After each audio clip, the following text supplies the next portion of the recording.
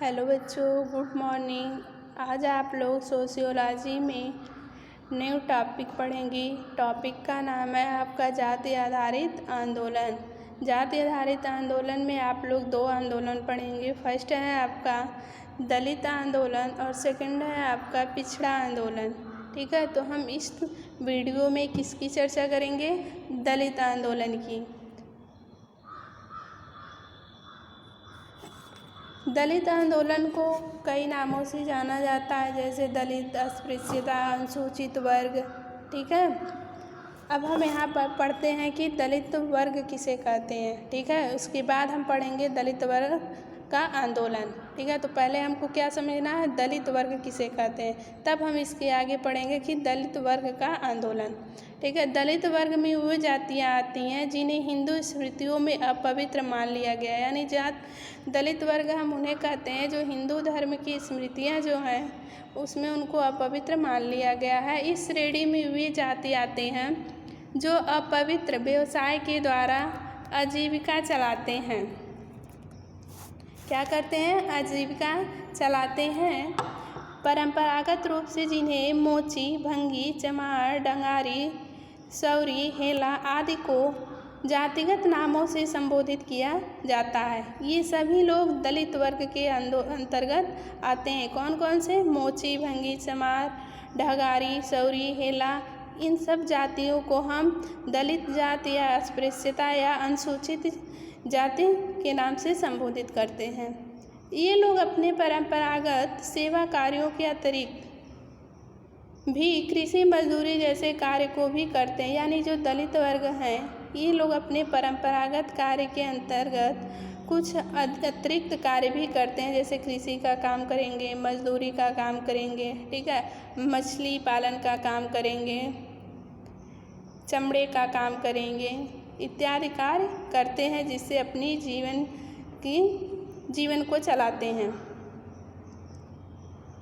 हिंदी, मराठी, गुजराती और अनेक दूसरी भाषाओं में दलित शब्द का प्रयोग उन लोगों के लिए किया जाता है जो उत्पीड़ित, सताए हुए तथा तरह तरह के शोषण के शिकार होते हैं।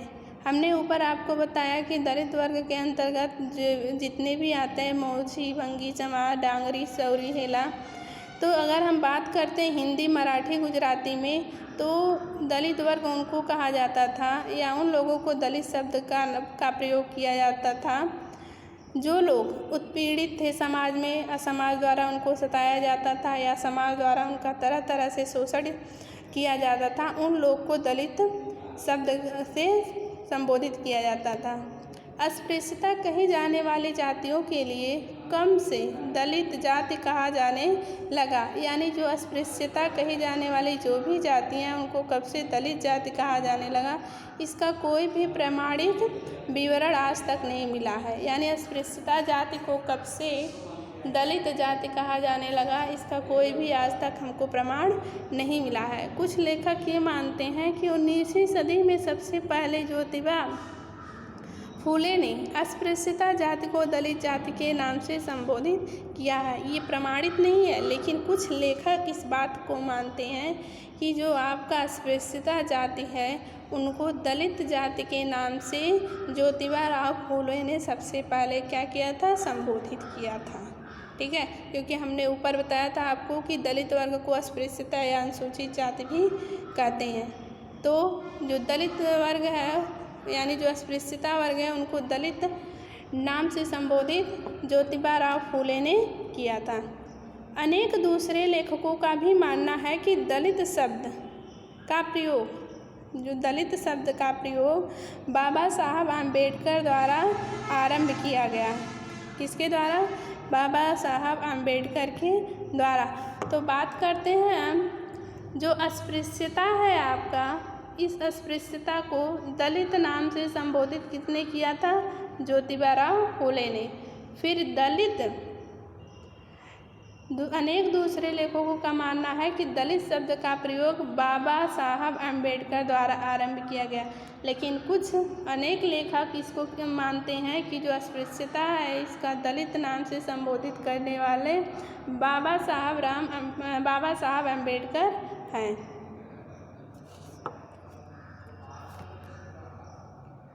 यद्यपि किसी दस्तावेज में इसका प्रमाण नहीं मिला है कि अंबेडकर या ज्योतिबा राव फूले ने इन दोनों में से सबसे पहले दलित शब्द का नाम संबोधित कौन किया है। ठीक है, ऐसा लगता है कि बाबा साहब अंबेडकर के अनुयायी द्वारा सन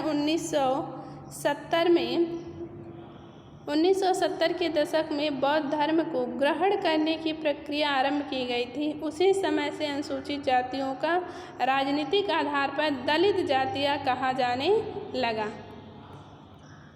अब हमारा टॉपिक है भारत में दलित आंदोलन, यानी हमने पहले ऊपर क्या पढ़ा है कि दलित वर्ग किसे कहते हैं, और अब हम पढ़ेंगे भारत में दलित आंदोलन, यानी जो दलित लोग हैं, दलित वर्ग के लोग हैं, अस्पृश्यता या अनुसूचित, वह किस तरह का आंदोलन भारत में किए हैं।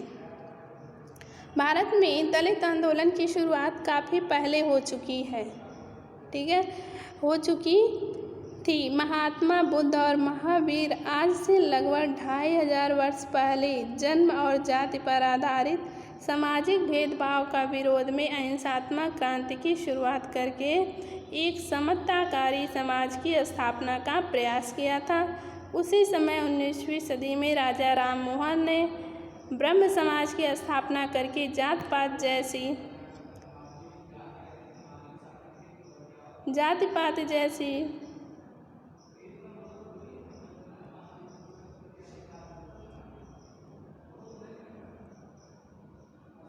सामाजिक बुराइयों के आंदोलन आरंभ कर दिए हैं। आपके इस आंदोलन से देवेंद्रनाथ टैगोर, केशव चंद्र सेन ने आगे बढ़ाया है। तभी से भारत में दलित आंदोलन प्रारंभ हुआ है। सन 1897 में ब्रह्म समाज की सामाजिक समानता की नीति और जात विरोधी आंदोलन को व्यापक बनाने का कार्य किया गया। प्रार्थना समाज ने दलित के उत्थान के लिए कई उपयोगी कार्य। इसी समय 1875 में स्वामी दयानंद सरस्वती ने भी आर्य समाज की स्थापना करके समाज में छुआछूत का व्यापक विरोध किया। आप लोग से उम्मीद है कि इस वीडियो में आप लोग दलित वर्ग को बहुत अच्छे से समझेंगी।